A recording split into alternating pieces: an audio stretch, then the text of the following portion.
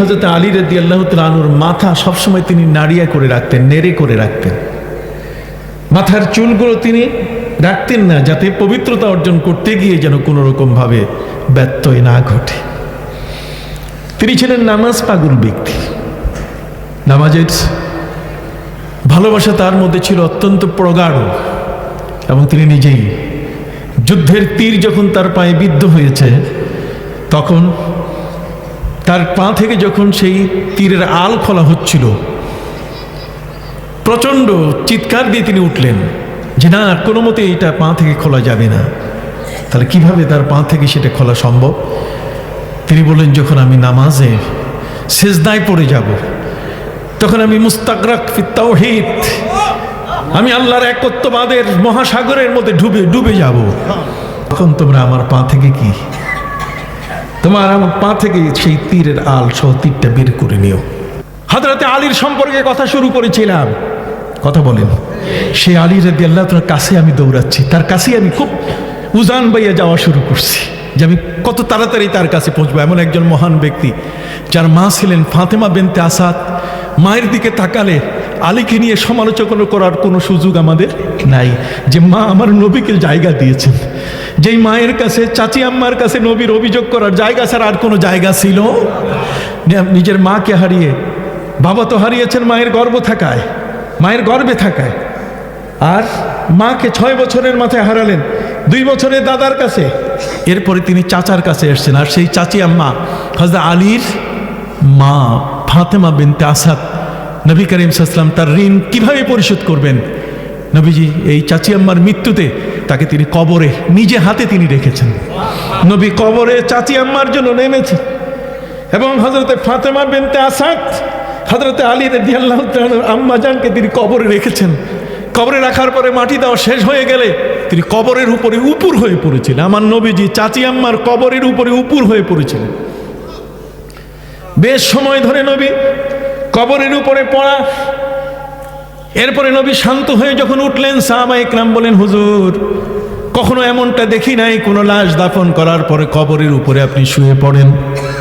নবীজি বলছেন, শোনো, আমার চাচি আম্মা এই পৃথিবীর মধ্যে দাদা হারাবার পরে আর আমার ঠাঁই অন্য কোথাও ছিল না। কাফেরদের অত্যাচারের সমস্ত নালিশ চাচি আম্মার কাছে আমি দিয়েছি। চাচি আম্মা জীবন দিয়ে ভালোবেসেছেন এবং আমার উপরে কালেমা পড়েছেন। চাচা যান কালেমা পড়েন নাই, কিন্তু চাচি আম্মা কালেমা পড়েছেন। নবীজির যত চাচা আছে তার মধ্যে আপন চাচা কয়জন? কথা বলেন না। আপন চাচা একজন না, জেনে শুনে বলবেন, একজন না।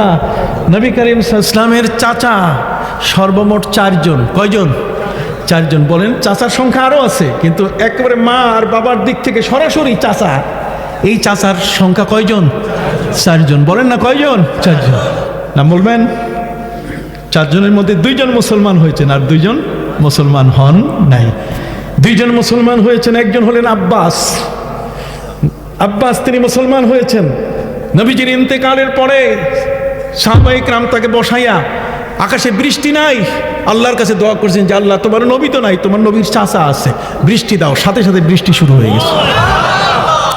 হযরত আব্বাস এবং নবীর চাচা সৈয়দুশ শুহাদা আমির হামজা রাদিয়াল্লাহু তাআলা আনহু, এই 2 জন যারা মুসলমান হয়েছেন, আর বাকি 2 জন তারা মুসলমান হন নাই। তার মধ্যে একজন হচ্ছে আবু লাহাব, নবীজির একেবারে আপন চাচা। কথা বলছে। আর এক হচ্ছে আবু তালেব। আর কে?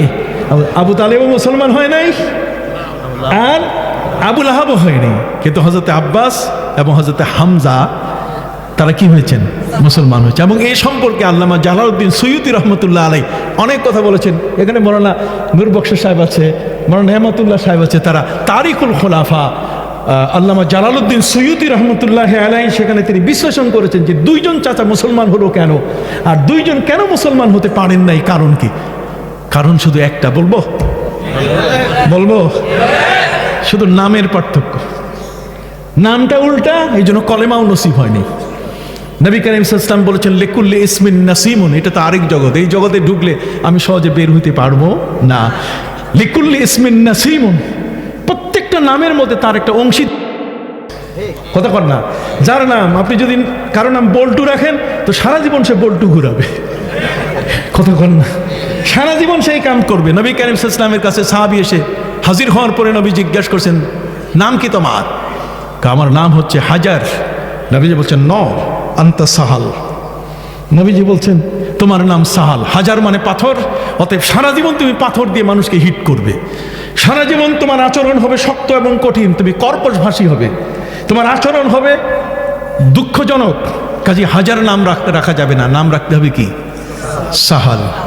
কিন্তু আমরা তো আজকালকার সেই নাম, একটা ভালো নাম রাখবো তাও আমরা খুঁজে পাই না। আমি পুরান ঢাকায় এক সময় আমার এক বন্ধু থাকতেন, আমি কি জন্য জানি কোর্ট কাছারিতে আসছি।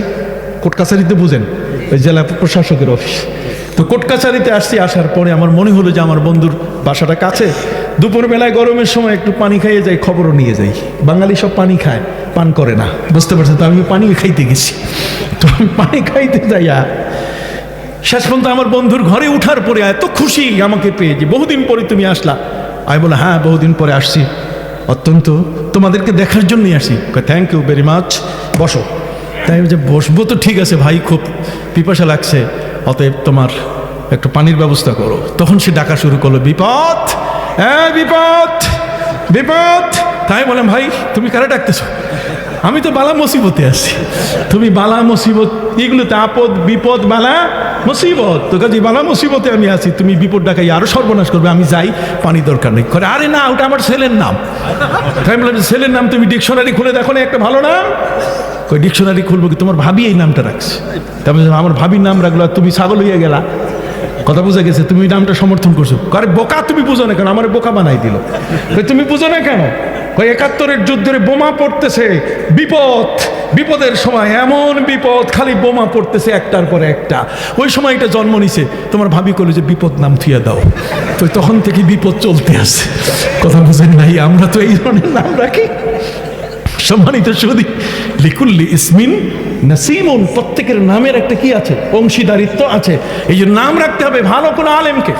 এবিএম মহিউদ্দিন সাহেবের মতো একজন বড় বুজুর্গ, এই ধরনের একজন আলেমের কাছে, হুসাইনি সাহেবের মতো একজন আলেমের কাছে, মৌলানা নেয়ামতুল্লাহর কাছে, প্রিন্সিপাল সাহেবের মতো একজন ব্যক্তি, আপনি তাদের কাছে যাবেন, ওরা আপনাকে নাম বাছাই করে দিবে। কোন নামের কি গুরুত্ব, কোন নামের কি রহস্য, এটা আপনার পক্ষে নির্ণয় করা সম্ভব নয়।